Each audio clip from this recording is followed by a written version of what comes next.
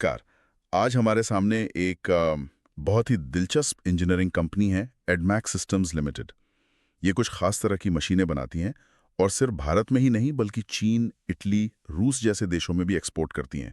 और पहली नज़र में इनके जो नंबर्स हैं वो किसी भी निवेशक का मतलब ध्यान खींच सकते हैं। बिल्कुल। नंबर्स तो बहुत ही शानदार दिखते हैं। सुनिए, FY23 में इनका रेवेन्यू था करीब 13 करोड़ रुपए, जो सिर्फ 2 साल में FY25 तक बढ़कर 53 4 गुना से भी ज्यादा की ग्रोथ। हाँ, और मुनाफा वो तो FY23 के 10 लाख से बढ़कर FY25 में 6 करोड़ के भी पार चला गया। अरे वाह। तो ये तो किसी मल्टीबैगर स्टॉक की कहानी लगती है। लेकिन क्या तस्वीर वाकई इतनी ही अच्छी है? चलिए इन नंबर्स की गहराई में उतरते हैं। बिल्कुल। और देखिए, अक्सर असली कहानी इन बड़े बड़े आंकड़ों के पीछे ही छिपी होती है। और यहाँ आकर्षक बात यही है कि जब हम इन आंकड़ों के पीछे छिपे डिटेल्स को देखते हैं तो एक बिल्कुल अलग ही तस्वीर सामने आती है। अच्छा, सबसे पहले हमें कंपनी की निर्भरता मतलब कि डिपेंडेंसी को समझना होगा। निर्भरता? किस तरह की निर्भरता? मतलब ये कि कंपनी का बिजनेस कितनी चीजों पर टिका है। पहली है इंडस्ट्री पर निर्भरता। FY25 में कंपनी की जो कुल आय थी उसका 88% से ज्यादा हिस्सा सिर्फ स्टील उद्योग से जुड़ी मशीनों से आया। ओहो, 88% तो बहुत ज्यादा है। जी, इसका सीधा मतलब यह है कि कंपनी की किस्मत पूरी तरह से स्टील सेक्टर के उतार चढ़ाव से बंधी हुई है।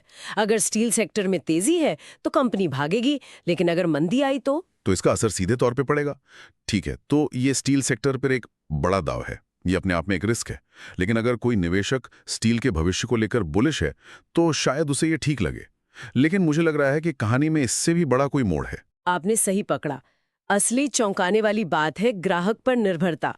30 जून 2025 को जो तिमाही खत्म हुई उसके आंकड़ों के मुताबिक कंपनी की आय का 83% से ज्यादा हिस्सा। 1 मिनट, क्या कहा आपने? 83%? जी हाँ, 83%। सिर्फ एक ग्राहक से? सच में? सिर्फ एक ग्राहक से। अरे, मैंने तो सुना था कि 30-40% की निर्भरता भी बहुत ज्यादा मानी जाती है। ये तो एक मतलब अलग ही लेवल का रिस्क है। इसका मतलब तो ये हुआ कि अगर वो एक बड़ा ग्राहक हाथ से निकल गया तो कंपनी की वित्तीय स्थिति पर बहुत ही बुरा असर पड़ेगा। बिल्कुल, यही इस पूरी निवेश कहानी का सबसे बड़ा खतरा है। इसे कस्टमर कंसंट्रेशन रिस्क कहते हैं। और ये जोखिम यहीं खत्म नहीं होते। और भी है।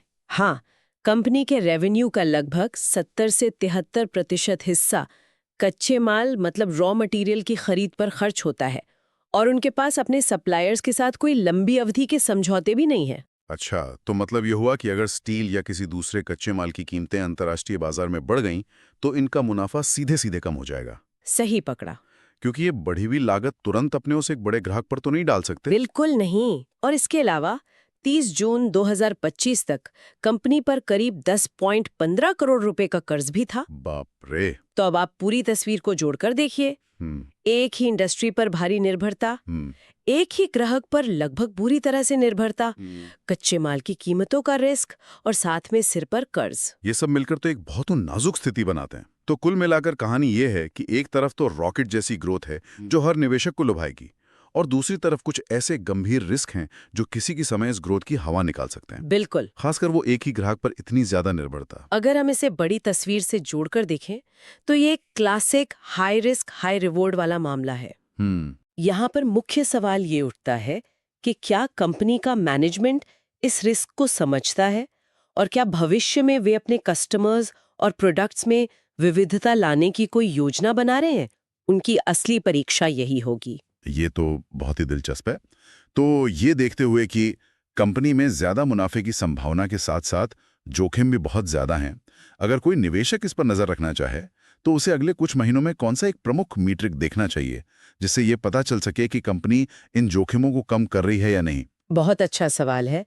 सिर्फ रेवेन्यू ग्रोथ देखने के बजाय निवेशक को कंपनी की कस्टमर कॉन्सेंट्रेशन पर पैनी नजर रखनी चाहिए। ओके। अगली तिमाही की जब रिपोर्ट आएगी तो उसमें देखने वाली सबसे जरूरी बात यह होगी कि क्या टॉप ग्राहक का आय में हिस्सा 83% से घटा है या नहीं। अच्छा, मतलब वो प्रतिशत कम होना चाहिए। जी, अगर वो घटकर 70% या 60% होता है तो ये सबसे बड़ा और सकारात्मक संकेत होगा कि कंपनी सही दिशा में जा रही है। अगर नहीं तो ये खतरे की घंटी बनी रहेगी, चाहे ग्रोथ कितनी भी तेज क्यों ना दिखे।